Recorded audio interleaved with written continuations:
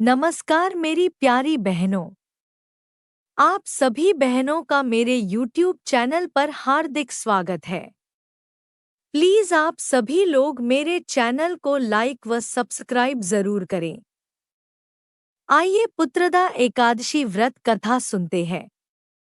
भद्रावती नामक नगरी में सुकेतुमान नाम का एक राजा राज्य करता था।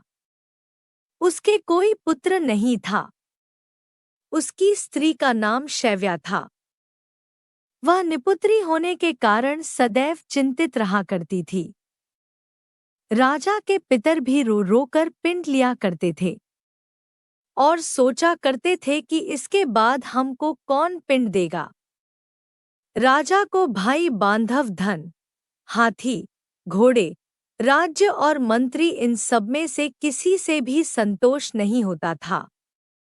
वह सदैव यही विचार करता था कि मेरे मरने के बाद मुझको कौन पिंडदान करेगा। बिना पुत्र के पितरों और देवताओं का ऋण मैं कैसे चुका सकूंगा। जिस घर में पुत्र न हो उस घर में सदैव अंधेरा ही रहता है। इसलिए पुत्र उत्पत्ति के लिए प्रयत्न अवश्य करना चाहिए। जिस मनुष्य ने पुत्र का मुख देखा है वह धन्य है। उसको इस लोक में यश और परलोक में शांति मिलती है, अर्थात उनके दोनों लोक सुधर जाते हैं। पूर्व जन्म के कर्म से ही इस जन्म में पुत्र, धन आदि प्राप्त होते हैं।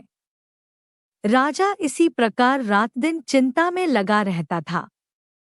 एक समय तो राजा ने अपने शरीर को त्याग देने का निश्चय किया, परंतु आत्मघात को महान पाप समझकर उसने ऐसा नहीं किया। एक दिन राजा ऐसा ही विचार करता हुआ अपने घोड़े पर चढ़कर वन को चल दिया तथा पक्षियों और वृक्षों को देखने लगा। उसने देखा कि वन में मृगसुअर, सिंह, बंदर, सर्प आदि सब भ्रमण कर रहे हैं।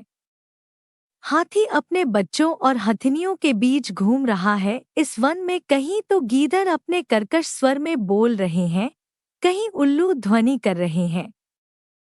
वन के दृश्यों को देखकर राजा सोच विचार में लग गया। इसी प्रकार आधा दिन बीत गया। वह सोचने लगा कि मैंने कई यज्ञ किए, ब्राह्मणों को स्वादिष्ट भोजन से तृप्त किया, फिर भी मुझको दुख प्राप्त क्यों हुआ। राजा प्यास के मारे अत्यंत दुखी हो गया और पानी की तलाश में इधर-उधर फिरने लगा। थोड़ी दूरी पर राजा ने एक सरोवर देखा। उस सरोवर में कमल खिले थे तथा सारस हंस, मगरमच्छ आदि विहार कर रहे थे। उस सरोवर के चारों तरफ मुनियों के आश्रम बने हुए थे। उसी समय राजा का दाहिना अंग फड़कने लगा। राजा शुभ शकुन समझकर घोड़े से उतर गया। फिर मुनियों को दंडवत प्रणाम करके बैठ गया। राजा को देखकर मुनियों ने कहा, हे राजन, हम तुमसे अत्यंत प्रसन्न हैं।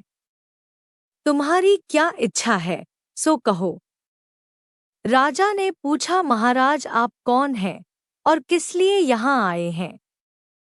कृपा करके बताइए। मुनि कहने लगे कि हे राजन, आज संतान देने वाली पुत्रदा एकादशी है।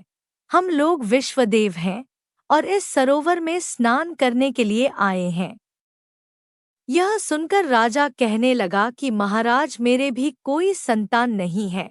यदि आप मुझ पर प्रसन्न हैं तो एक पुत्र का वरदान दीजिए। मुनि बोले, हे राजन, आज पुत्रदा एकादशी है। आप अवश्य ही इसका व्रत करें। भगवान की कृपा से अवश्य ही आपके घर में पुत्र होगा। मुनि के वचनों को सुनकर राजा ने उसी दिन एकादशी का व्रत किया और द्वादशी को उसका पारण किया। इसके पश्चात मुनियों को प्रणाम करके महल में वापस आ गया। कुछ समय बीतने के बाद रानी ने गर्भ धारण किया और 9 महीने के पश्चात उनके एक पुत्र हुआ। वह राजकुमार अत्यंत शूरवीर, यशस्वी और प्रजापालक हुआ।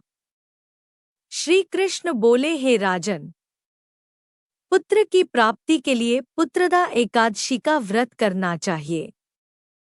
जो मनुष्य इस महात्म्य को पढ़ता या सुनता है उसे अंत में स्वर्ग की प्राप्ति होती है। आपको यह जानकारी कैसी लगी कमेंट बॉक्स पर ज़रूर बताएं। साथ ही मेरे चैनल को लाइक व सब्सक्राइब करना न भूलें। धन्यवाद।